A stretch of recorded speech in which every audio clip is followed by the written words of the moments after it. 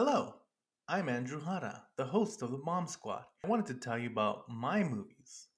All are available on Tubi, which is a free streaming service. The last one is a zombie drama about how a pandemic and isolation could drive a group of people mad. When the virus hits, John finds himself alone and scared until he meets Michael, his protector. But when Karina, another survivor, enters the mix, everything that John and Michael knew will be turned on its head. The last one's a zombie virus movie that's somehow even more relevant today. Plus, it has zombies. Check it out. Borderland is a mexploitation film about living in El Paso. When Sarah finds herself in debt to the cartels, she has until sunrise to find some missing monies with the help of her executioner. Borderland is a true midnight movie and a lot of fun. Finally, the documentary Humble Spirits tells the story of the Hahn family, including champion Jennifer Hahn from El Paso, Texas. The entire Hahn family has grown up in the combat sports and has helped shape who they are both in and out of the ring. Humble Spirits, a family of fighters, is the perfect documentary for boxing fans of all ages. Check out Tubi to watch all my films. And now, let's start the show.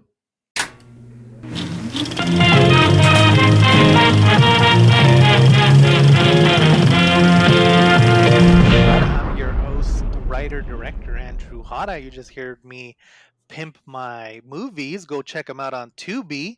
And we're coming back with our summer of guests. It's the summertime, so we're having guests again.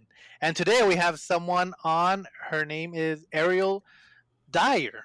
Yes, yeah, sure. So I don't know, Ariel Dyer. I have a horror podcast called Not Your Final Girl with my co-host Candace, and yeah, I love horror. I love horror in every form. Like I love movies, but I also like read horror books. I like horror video games. I like immersive horror theater. Everything. Just huge slut for horror. So that's me. Okay, so on our summer of guests, for the first episode that any guest comes on, we always let them pick the movie. We always try to, make it underappreciated or under overhated, but we always have them pick it. hmm So today we're talking about Phantasm from 1979, which Phantasm. Well, we'll talk a little bit more about Phantasm's legacy. I'm sure we'll get into it, but I feel like a lot of people have heard of this movie. I don't know if a lot of people have seen this movie. So we're gonna have William. Will you give us a brief plot synopsis? Yeah. I'll do Try my to best. sum this up if in if you one. can distill the Yeah, plot, yeah. because it's not even about Yeah, plot. that's the whole thing, Yes. right? Like, I'd never seen this before. I was definitely one of those, and I watched it at like 3 in the morning today, right before work. That's perfect Yeah, time. Oh yeah. my god! I was feeling the Wow. dream, like hardcore. The witching Yeah, hour. yeah, yeah. It Okay. was like right there, and so to hmm my understanding, the plot is that there is a guy who was killed by a lady in a graveyard, and then everyone thinks he committed suicide. So we have Jody, who's like just ultimate late 70s cool guy, wears like denim jackets, wants to travel around and play in bands and stuff. And he's mourning the loss of his friend, but he's also having to take care of his possibly disturbed younger brother, who cannot stop following his older brother around. And then they get into sort of like a weird battle of wits with this guy who runs a mausoleum who also has a lot of friends that are dwarves, and they look like Jawas kind of. And Yeah, yeah, then totally. they bring in Jody's friend Reggie, who's an ice cream man. Who actually, like, when they played music together, it was like rad. That was a great scene. But yeah, I love that Yes. song. But it all kind of, And they were like really yeah, playing, they really were. And like whenever he just like, which is hard to yeah, see. and it made me kind of think, this is a bit of a diatribe, I guess, but like, I don't know, like all that kind of like 70s pop rock was like, I don't know, you never really see it hmm played live, and like it was really cool to just see those guys Yeah. just jamming out and doing it, and oh, that was cool. Yeah, it was And rad. so then we've got, yes, we have the battle of wits with the mausoleum guy. Things kind of start getting crazier and crazier. Um, I don't. If I go any further, I'm gonna spoil some stuff. So I don't know how much further I want to go. But I will just say that once they get to the mausoleum, shit gets crazier than you could have ever expected. This one's interesting because it's a cult classic now. It did not do well when it came out. But even though it's a cult classic now, I think it's a cult classic for an older generation. I don't hear people my age and younger talking about Phantasm, and they like need to be. They need to watch Yeah. it. It's so good. Yeah, and Agreed. that's what I wanted to talk about is like I feel like with this movie, even me, when I first saw it, I feel like a lot of horror fans have heard of Phantasm, like we've seen The Man, we've Hmm. seen The Orb, but Hmm. not a lot of people have actually seen the movie. Right. And Right. so I feel like it's kind of one of those things where everyone's aware of it, but and it only really happens in the horror genre where we're all aware of like the bad guy and his weapons and stuff, but we haven't watched that movie. Yes, and you don't know Phantasm if you haven't seen it. Like you Right. Yeah, absolutely do not know it unless you've lived it. Yeah. seen this movie a long time ago and I remember liking it, but Yeah. the only thing I really remembered were the zoom outs. Oh, is that what they're called? I think so. William, what do you think those are The called? zoom outs? Yeah, where you see the most famous one is where you see the kid and he goes to sleep, and then it's Oh. and then you see like Like when he's like in a dream? Oh, yes. Yes, yes, yes, yes, yeah, yes. yeah, Okay. they do it a couple of times where it's like there's one scene where the kid wakes up from a bad dream and he lies back down to like go to sleep, and then the camera zooms out and you find out that the old man is still like standing Oh, over him. yeah, Oh, and yeah. he's Like in the the reveal. In, The graveyard. reveals. yeah, Yeah, that was rad, which is yeah, kind Okay, of cool yes, yes, because most yes. people do like zoom ins in like horrors, which is kind of interesting. Like David Lynch Mhm. always like goes into portals, but it's like this was actually the portal is you, bro. when I think it was great in this one because he would like the director kind of plays with your sense of safety because it's like, oh, he's Mhm. going to sleep, and he's like, just kidding, and he shoots it out, and it's like, oh, I was not expecting Yeah. that. Yes, and it's like you can't trust. It's such an unreliable. I don't know about unreliable narrator, but like the filming is Yeah. unreliable to where you can't trust It's almost ever like the story is happening. You don't know unreliable. if you're in reality. Yes, yes. Yeah. Oh yeah, it pulls the rug out from under you, like even to the very end. Yeah, a Hmm. bunch of times. Yeah. Totally. Yeah. Yes. And you know what? And I mean, I'm a fan of jump scares when they're well done. Um, and I'm not like because I know there's like a huge backlash about jump scares, but I Mhm. feel like this movie is probably some of the best jump scares I've seen. Where it's like I don't even know if calling them jump scares is justified, but like there's a scene where like his brother leans back and then hands come out of the grave, Ugh. Yeah. and Yeah. it's like this is so. It's just like it's so interesting because you're not expecting it. It does kind of freak you out, and then you're just like, wow, that was so fun. Yeah. The way it Yeah. kind of plays with you, yeah. And the tension in moments that aren't jump scares necessarily, but like there's like long running scenes where I'm kind of screaming almost, right? Like it's Oh yeah. very much building like, ah, escape, escape, escape. And like you feel like a kid. Like you feel kind of like the Totally. protagonist in Yeah. those moments. Just lost and like not really sure how the world works. Yeah, it definitely feels like almost like a haunted house type movie where you're kind of like along for the Yeah. ride, Yeah. you know? And one of the things I wanted to talk about was like the cool, and we talked a little bit about this when we just did Jason Takes Manhattan, Oh, but nice. like they do the color, like the way they do lighting, where it's like sometimes you just see the eyes, or sometimes like the face is just revealed. Hmm. I miss that kind of lighting so much. Like Hmm. it's not even going for realism in any way, but it's like adding to like the spookiness Yeah. Like of it's Hmm. like I would call it spooky cinematography because it's like we're here to be spooked right. out. Like whenever the kid like lights the Oh yeah. lighter, whenever all the lights go out, and it's just like his face like outlined in like orange. Yeah, even like sometimes in the daytime, like when the brother is talking to his friend, and like the friend is like clearly like they have lights on him, but the brother is like you can see the tree shadow on his face. It's like wow, this is so like they just really put a lot of thought into every time they lit something and why they put shadows on some people's faces and Yeah. stuff. Yeah. That's true. It's funny because it feels like such like in some ways it feels very slapped together and like I don't know how big the budget was, but I don't think it was like a huge budget film at Yeah. all.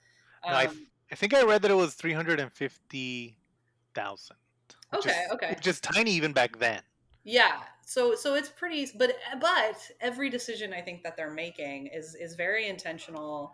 Um even that like I really like the acting, like what they allow the kid to Yeah. do and say is like stuff that I would say. Like even at the beginning when he's like looking through the binoculars and he sees The Yeah, funeral yeah. owner, he lifts the coffin and then the kid mouths and we just watch. It's literally, I want the reaction gif where he mouths, "What the They're like, fuck?" oh He shid. mouths, "What the Yeah, fuck?" yeah. Oh fuck, And that's he's what like it a was. little Yeah. like 12-year-old kid who like works on cars, knows how to drive. I mean, I know. and He's so good at he cars. doesn't have parents, so like I think we established that like he's not like the norm, right? Like he's learned sort of how to live as an Right. adult earlier than he should. But I love Which is him. still kind of dreamlike in a way.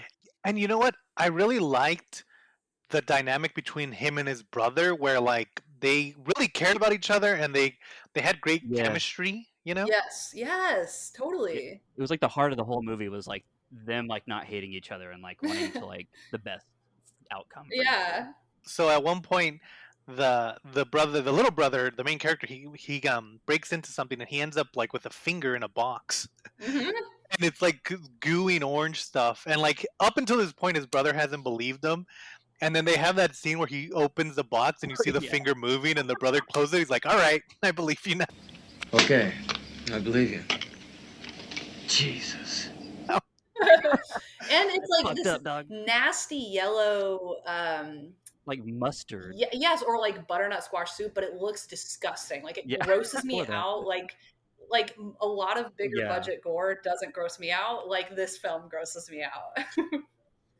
Yeah, no, I totally what you were saying earlier about like it is low budget and you can kind of tell that it's like maybe kind of thrown together, but I think that you're so right about saying that like everything does feel intentional and like that's why I think that you don't really mind like that it seems like so kind of like schlocky. Like Mhm. the whole time you're watching it, you're like, this just kind of seems like 70s horror. Like, what is this? Is low budget, but there's something just like really enthralling about it, and I think it's all that intention that you were talking about. Like, it is just such a unique sort of surreal kind of like feel to it that I haven't really seen in a lot of like Mhm. horror movies from that era, anyways. Well, and it totally it is exactly what you said, but I buy it. That's the thing that's bizarre. Yeah, Because usually with something that's like right. Like, hokey and why? campy, I'm like I'm a little bit removed, even though I'm having fun. I love that stuff. But this one scares the shit out of me, Right.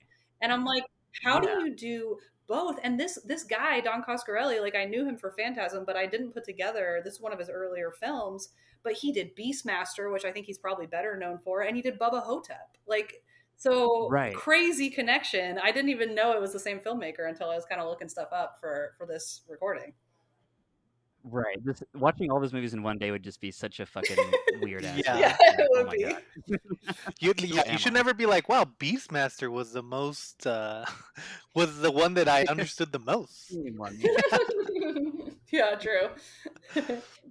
But yeah, that's yeah, and I mean, there's like that scene, like William was even saying, or we talked about it earlier, where the brother and his friend are playing the guitar, and we just kind of watch them play music for a while, Mhm. and I feel like again, like I don't, it kind of felt like a little bit like It or like Stand By Me, where it kind of feels like summertime, like nobody's really doing anything, and when Yeah, they yeah. are, everyone's kind of taking their time, and like you're kind of exploring places you wouldn't normally go because you don't have anything better to do, Mhm. and Yeah. it was just kind of like this, like it really felt like that kind of Stephen King-ish, this is a slice of Americana type of film. Like, even the music, Oh it god, kind I of love the has soundtrack. almost Tim Burton, but not as like Tim Burton, but with Yeah. the budget that Phantasm had. Well, and they're Yeah. totally And honestly, in riffing the off. very end, there's like some like hip hop beats coming in Yeah. too, which is kind of Well, cool. they're riffing off Goblin, so they're like Suspiria was like a big influence on this soundtrack, Oh, that which I makes a can lot of totally sense. hear. Yeah, Yeah. I mhm. can see that. It's rad. I love the synth. There are also some parts that like some of the scares like they also like cut the music out Oh like yeah. kind of like towards the end too, which was kind of interesting. Like whenever they would show like I think it was like towards the end Mhm. and like they're running through like the muddy fields and like it shows like the mausoleum guy like it's just like Mhm. just goes to like total silence, which I thought was kind of Mhm. interesting for especially kind of like late 70s, early 80s, which are always kind of music heavy. Mhm. So that was kind of cool. Like to know like when to use the synth and when to take it out too. The fact that you mentioned goblins and Suspiria, I do feel like maybe not in tone, but in a lot of the like similar effects, especially with like the sound thing William was just talking Mm. about. It does have that feel of a European horror film, especially of that like early 70s Yeah. era. Yeah, Yeah. like plot be damned. Let's just vibe. Yeah, Yeah, totally. exactly. Like we're gonna Absolutely. take a 10-minute break to listen to these two guys play music. It's gonna fucking Right, rock. Like right. you're gonna love it. Yeah. So I actually have a question. I have a question really quick. Yeah. So like, what's the timeline of like Halloween and like John Carpenter soundtracks and like Goblin doing like Suspiria? Like, did John Carpenter gonna get some stuff from Goblin too? Because I was kind of feeling like What came Carpenter first, the vibes. goblin or the carpenter? Yeah, yeah. So Suspiria was 97. So it just preceded Halloween. Okay, gotcha. 97 or 79? No, sorry, 77. That's interesting how much that influenced like a lot of like what we love from like the 70s. That's cool. I never even really put that together. Yeah, I wonder, I'm That's right. sure it had to have influenced Carpenter, right? Like whether he says it or not, Right. I would imagine. You see it a lot with comedians where they're looking at the same event and they kind of come up with the same joke, but it's in their own style. And I wonder if both Carpenter and the Goblins were kind of coming up at the same time with the same kind of influences in pop culture and in music. And so they kind of hit the same beat, but without like they kind of became parallel instead of like crossing, you know? Mm-hmm. Yeah. Because like It's like Carpenter, disco I mean, syndrome on that. before in like taking of or what's the cop siege movie, he does kind of have the synth starting to go, but it's not in the same way that he starts using it after Halloween, that kind of like goblin marauding, like meandering kind of sound, you know? And see, and that's why this one's kind of cool because like I mean, honestly, the sound design is one of the best parts of the film. Like the way they take sound out and put it in, and what like the orbs flying through the Oh, air. I love the orb. Yeah. So The orbs. horrifying. Yeah. I know. It was like fruit punch, man. Like when it goes into the janitor's face or whoever that guy was. Like Oh that was yeah. so fucked up. I was like, what Yeah, the who hell's was going that on? dude? It's like so many I things are don't know. unexplained. It adds to the dreamlike logic. You're like, I don't know who the fuck this guy is, but he's like peeing Right. himself and he's dead. Like it's Yeah, so that was so cool. fucking crazy. That like when that happened, I was like alone in my office, just like, what the fuck? Just Wow. alone. It was, It's like a vampire yeah, orb or something. Yeah, it was wild. yeah. It was so much blood. It was, yeah. It's very much just like the whole childlike innocence thing. Like that's kind of what I was reading online. Like everyone's kind of interpretation of the film is just like a child's view on death, where it's Mhm. just so confusing and you don't really understand Mhm. what life is or life beyond life. And And this movie definitely hits that nail on the head just so hard. yes, and I love that. Like that feels like such an honest look at like some of those themes in a way that like Right. I don't know, because like death and grief like never make sense. They have to be nonsensical for me to like Mhm. believe it in a movie. And so this is like takes Right. that to the extreme, and I feel like I can really like absorb the and it kind of hits. Like there's some moments where you're kind of feeling that grief, like especially towards the end, where like I won't Yeah. spoil it, but like something that happens that you're like, oh my god, holy shit, like something happened, and you really really feel it at that point. Yeah, Yeah. he does such a good job. And just the fact that it like you still can't really wrap your head around it at the very end is just like Mhm. once again like the perfect metaphor for what is life after death. It's like, Mhm. well, we have no fucking Like idea. what just happened? Yeah, exactly. Yeah, exactly. I guess we move on. That's all we can do. We drive our ice cream truck. We go on a fucking road trip. That's what we do. Yeah, that's Mhm. how you get over Like death. I want to Absolutely. live Reggie's life. I love Reggie so much. I He's know. so cool. He just kind of plays music. You get ice cream. What else do you need? He shows up. That's it. Yeah, Scoops, he malts, and saves pints. That's some what he stuff. sells. And he jams. Yeah, yeah. He Wow. fucking jams, man.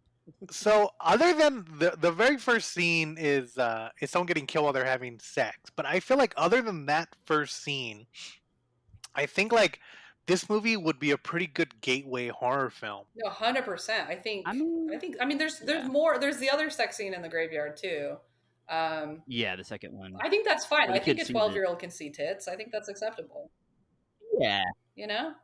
I think so. I would have watched it when The I was 12-year-old that in the age. movie I'd was like seen shit. thrilled. Remember when he was spying on his brother? And he goes, Yeah. yeah. When he sees when he sees her tits, He says, "Oh fuck again."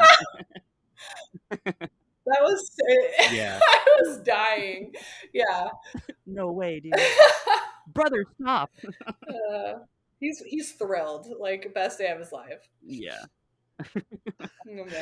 We kind of been skating around the tall man.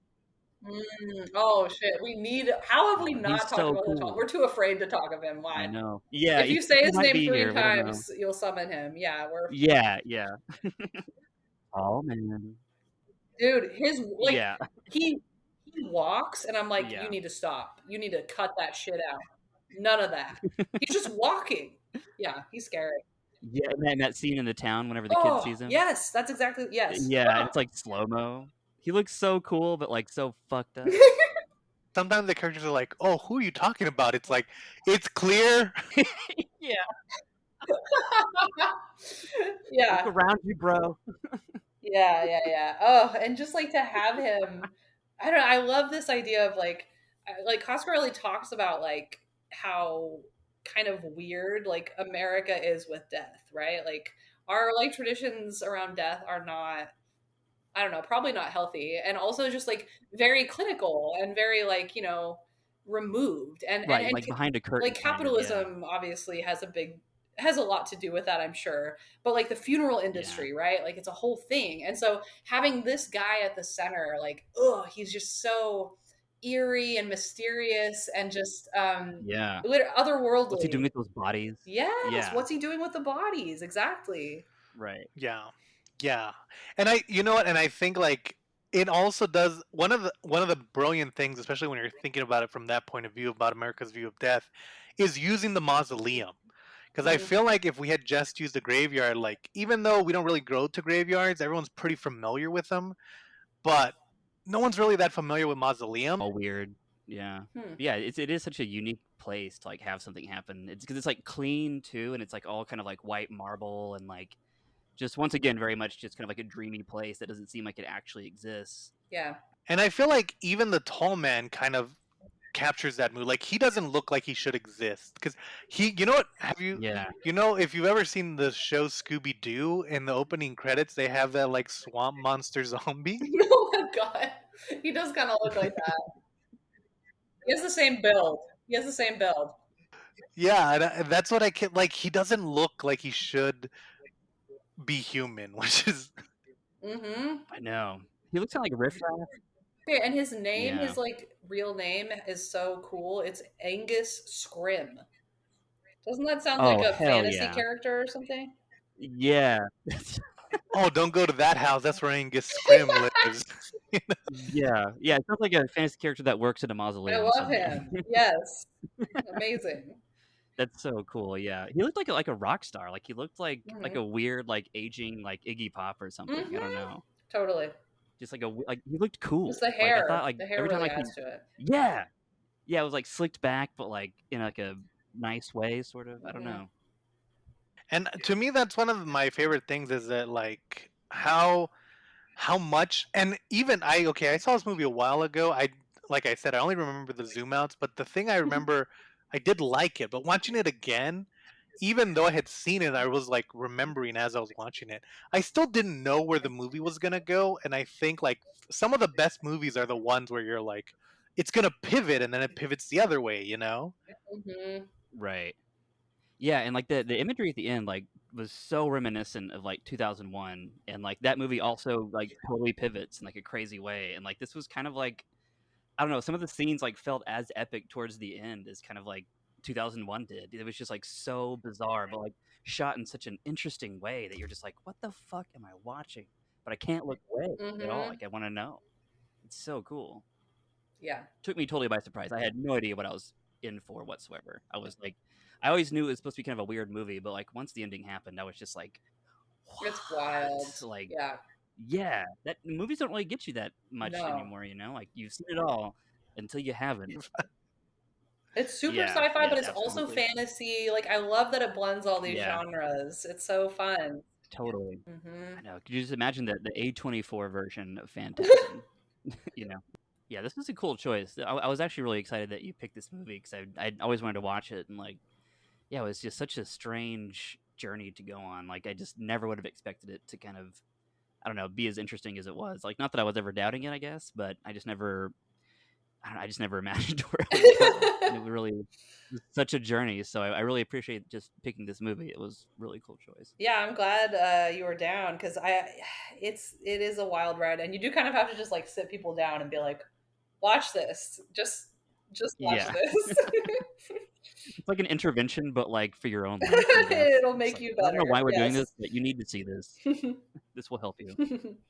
Watched it again. This is definitely one of those movies I'm just gonna recommend randomly to when anyone's Yeah, looking for totally. like a good horror, you know. Good. Yeah. Yeah.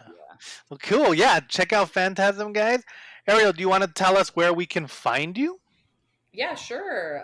So you can I think just follow the podcast. It's NYFG Pod at Twitter and Instagram. Either one, pick your poison. Although we talk more on, it's really annoying to manage multiple social media. So I talk more on Twitter. I do more shit on Twitter. Twitter's more fun. Yeah, I And feel like Instagram's kind of falling off, and so I've been. yeah. I don't. I think it's because it's owned by Facebook, and Facebook sucks ass, which we also have. Just not your final girl, but even less It'd active make on matters Facebook. worse. Yeah. I Yeah. swear to God, I will post on Facebook and like I don't get any engagement, and then if I share like the stupidest meme I've ever seen in my life on our podcast page, people are like, "Ha!" and there's likes because Yeah. Facebook will like put it in their news feed. I'm like, stop. I'd rather Yeah. people know I have a new episode out than some stupid worthless meme.